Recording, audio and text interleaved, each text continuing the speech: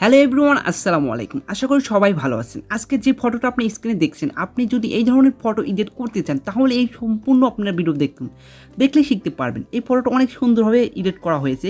আপনারা যদি point two point দেখেন, আপনি পয়েন্ট টু পয়েন্ট আপনাদেরকে দেখিয়ে দিচ্ছে, আপনি শিখতে পারবেন খুব সহজে। আপনারা ধৈর্য সহকারে সম্পূর্ণ ভিডিও দেখুন। সর্বপ্রথম আপনাকে পিক্সেল অ্যাপটি ওপেন করতে হবে। অ্যাপটি ওপেন করার পরে টেক্সটটা ডিলিট করে দেবেন। টেক্সটটা ডিলিট করার পর এখন আপনি কালারটা সিলেক্ট করে নেবেন। কালারটা হবে হোয়াইট।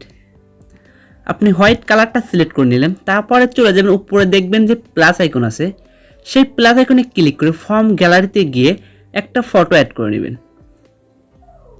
আমি এই ফটো অ্যাড করে দেবো, তারপর টিক মার্কে ক্লিক করে দেবো। এখন আমি এই ফটোটার রিলেটিভ পজিশন চেক করব।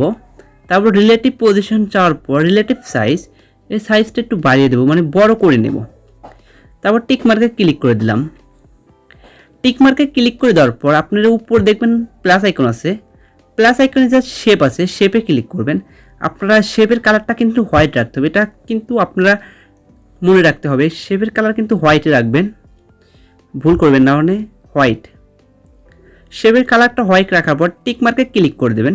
টিক মার্কে ক্লিক করে পরে উপরে দেখবেন লেয়ার আছে, লেয়ারে যায় দুটাকে লক করে দেবেন।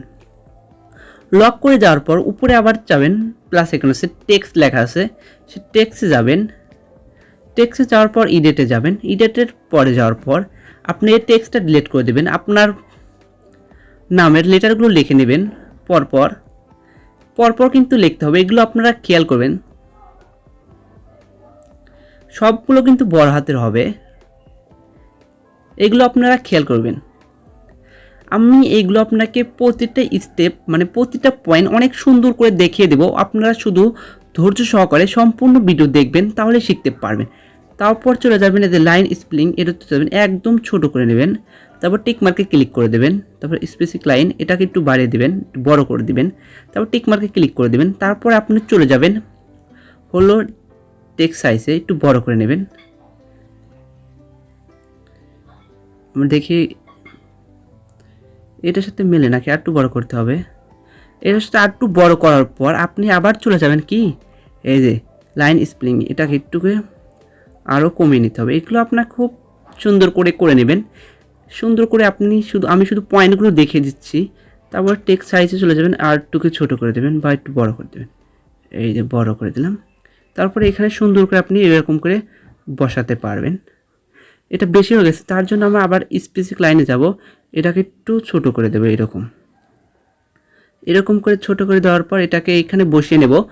বসানোর পর আমরা এই টেক্সটটা কালার আগে চেঞ্জ করবো। এই কালারে যাব, কালারে যাওয়ার পর আমরা এটা হোয়াইট করে দেবো, একদম হোয়াইট। তারপর টিক মার্কে ক্লিক করে দেবো। হোয়াইট করার পর আপনারা এখন কি কাজ করবেন জানেন? আগে আপনাদের কাজ হলো ফন্ট চেঞ্জ করা। এই ফন্টটা আপনারা পেয়ে যাবেন 31 বা 32 নাম্বার ফন্ট, এটা এই যেটা। তারপর টিক মার্কে ক্লিক করে দেবেন।